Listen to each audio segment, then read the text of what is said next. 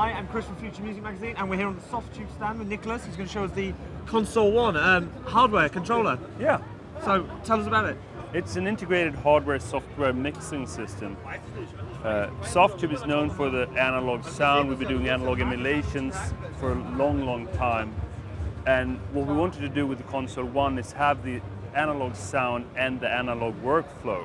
So it should be the same workflow as working on a big, large console.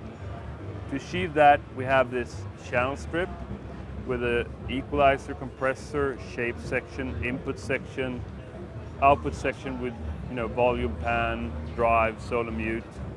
And then on top of this, you have track selectors. So instead of grabbing tambourine track over there and the guitars over there, you select it with the track selectors, and then you start working on the EQ or whatever you want to do. So this side of it, I mean, is this a separate software? This is a plugin. There's a channel strip plugin, and then this just interfaces with that plugin. It's what you see here on the screen, the on-screen display. It's a separate app that communicates with the hardware and also communicates with the different inserts. Yes. Here in. Right now it's Cubase, but it could be Pro Tools, Logic, or anything. So maybe take us through how you put this. I'm a Cubase user. Yeah. Put this onto one of my tracks so I can start working. Basically, make sure that you have the Console 1 plugin on all the different tracks, on all your tracks. And it doesn't do anything, it doesn't take up any CPU if stuff are turned off. And then the only thing the Console 1 plugin that you can do from it is give it a name, give it a number, unless the DAW supports that to your host.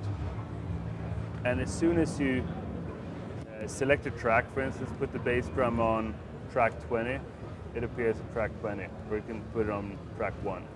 So you set these plugins up in Cubase, and then voila, they appear down here. And these are the actual names of my channels in Cubase as well. So if it's called Drum OH on my channel strip, it'll pull it through there. For the DAWs that support that, it will be the name of your track, and but which support it right now. Right now, I think Sonar supports it. Cubase doesn't. Okay. Cubase will, they say, and I hope they will because it's a really good feature. But otherwise, you just have to type it in yourself.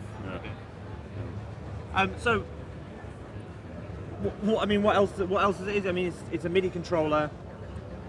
In terms of volume, that's your actual fader volume, or is that your input volume? Or The volume is the output volume of the plugin, but everything is done within the Console 1 plugin. So all the faders here are set on 0. All the mixing is done pre-fader.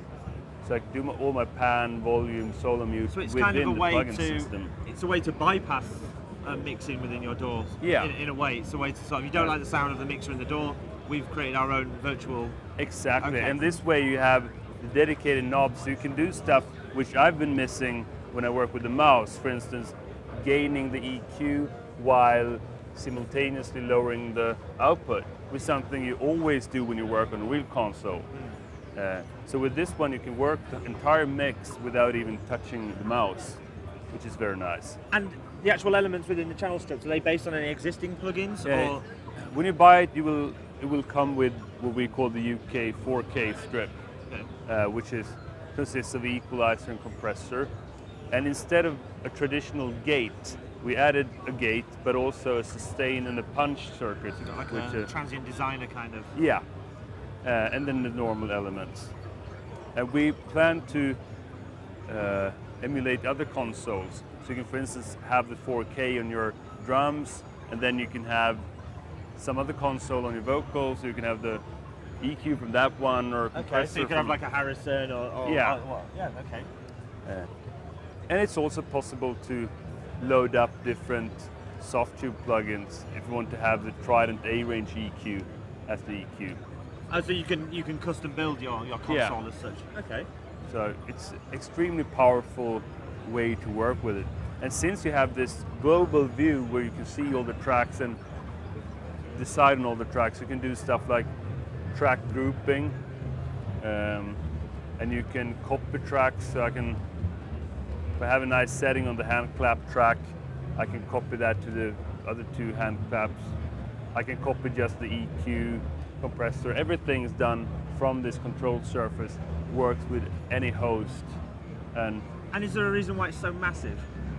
It's scalable. I mean, you okay. you could have it that big if you wanted, or.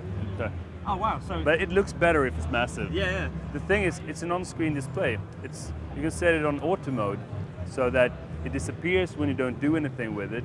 But as soon as you touch a knob, it appears on top of everything. So you can have your edit window in Pro Tools or Cubase. You're not having to, especially in Cubase, you're not having to move windows around and such. You always move a lot of windows around in Cubase, so this one just appears on top of everything. And how much is it? And when can we get it?